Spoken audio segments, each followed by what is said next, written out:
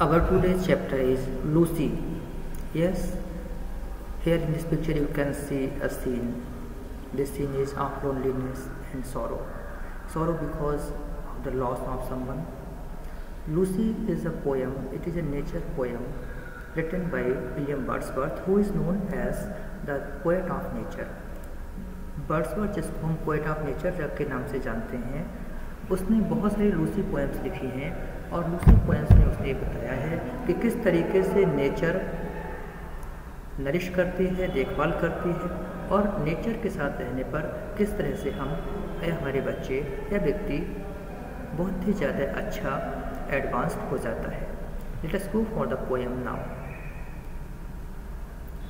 अब वर्ड्सवर्थ ने कहा, She dwelt among the untrodden ways.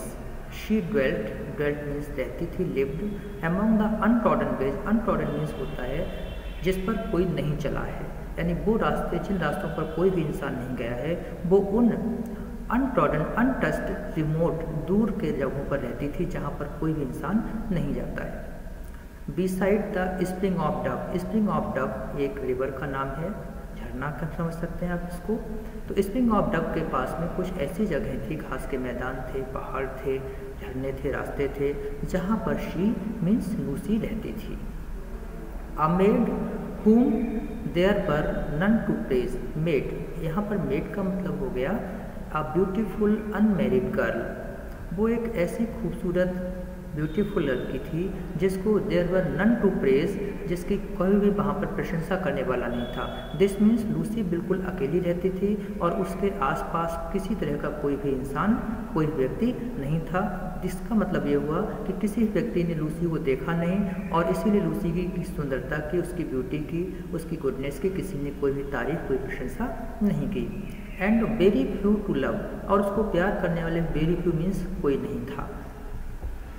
Lucy के पास उसके माता पिता, उसके भाई बहन या और कोई रिलेशंस नहीं थे, इसलिए उसको प्यार करने वाला भी कोई नहीं था। सिर्फ वहाँ की नेचर, प्रकृति थी जो उसको प्यार करती थी, जो उसको देखती थी और उसको केयर करती थी।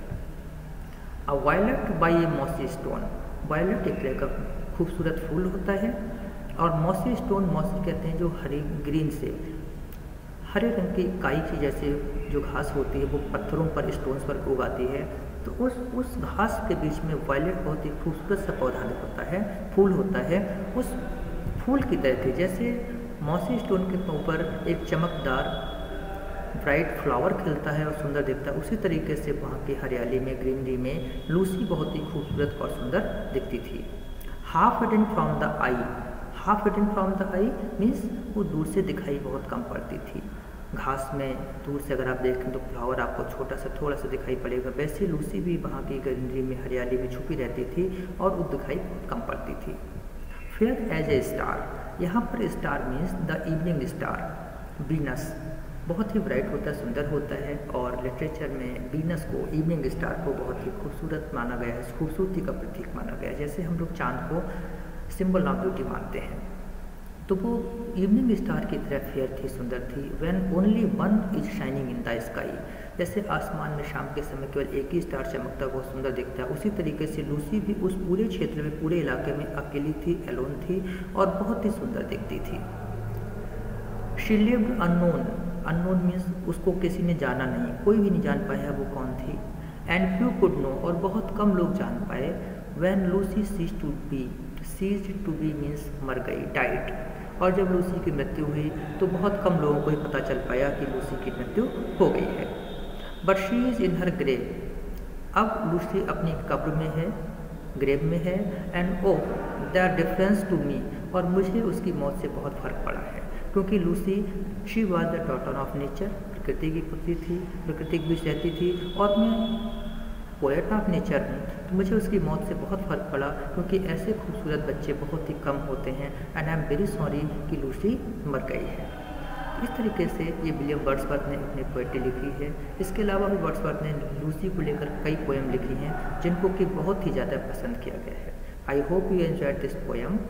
Thank you, have a nice day.